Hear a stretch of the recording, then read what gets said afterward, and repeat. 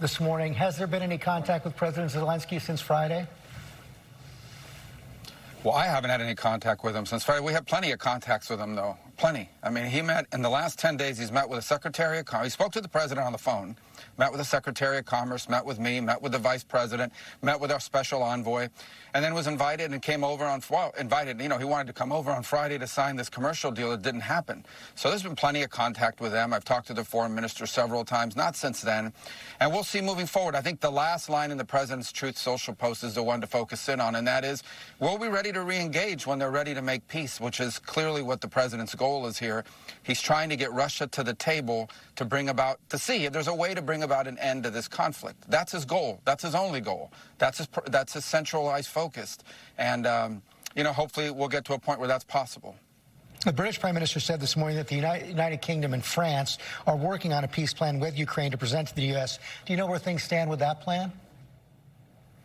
No, I mean, I've talked to both of the foreign ministers of France and the UK yesterday, and I explained to them sort of the events leading up to what you saw on Friday. Look, I think what's really important here is to understand the dynamic. The president is basically saying there's this horrible war. It's been going on for 3 years. It is a bloody stalemate, a meat grinder type war, and he wants it to end. How does it end? It's very simple. The only way it ends is if Vladimir Putin comes to a negotiating table. And right now, President Trump is the only person on earth who has any chance whatsoever of bringing him to a table to see what it is he would be willing to end the war on. Now, maybe their claims or what they want, their demands will be unreasonable. We don't know, but we have to bring him to the table. You're not going to bring him to the table if you're calling him names, if you're being antagonistic. That's just the president's instincts from years and years and years of putting together deals as someone who's in business. And that's the only goal here. Let me just stop you there for 1 second. Why is it a war with no end in sight? Why is it okay to call President Zelensky a dictator, but not, as you say, call Vladimir Putin names? Listen, we've spent 3 years calling Vladimir Putin names. That's not the point. The point that we're at now is we're trying to get the man to a table, the Russians. And I've said from the very beginning, maybe they don't want a deal either. We don't know. But we haven't talked to them in 3 years. But maybe they do. The point is, do we want to make... I would ask everybody this. If there are no negotiations, what is the alternative? Another 4 years of war, another 3 years of war, in which the United States and Europe continues to pour billions of dollars into a war in Ukraine? Is that the alternative?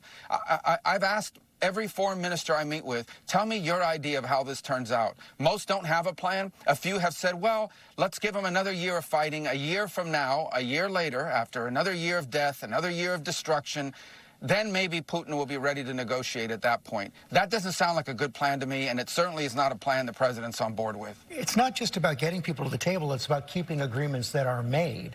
And that was one of the points that President Zelensky was making in the Oval Office on Friday, is that Vladimir Putin has not kept the agreements that were made in the past. Wasn't he right about that? But what is moving forward is the question, not the past. No one here is claiming Vladimir Putin is going to get the Nobel Peace Prize this year, or that he should be the Man of the Year of the Humanitarian Association. What we're arguing here is he has a very large country. They're in full war footing. They're cranking out weapons now at a war footing pace, and we need to figure out, is there a way to get them to stop the war? And the only way you're going to do that is to get Russians engaged in negotiations, something the Europeans haven't been able to do. The Biden administration wasn't able to do or didn't even try. That's the goal here. It's that simple. Can we try to sit with them and figure out whether there's anything, what are the Russians' demands? Under what conditions would the Russians be willing to stop this war?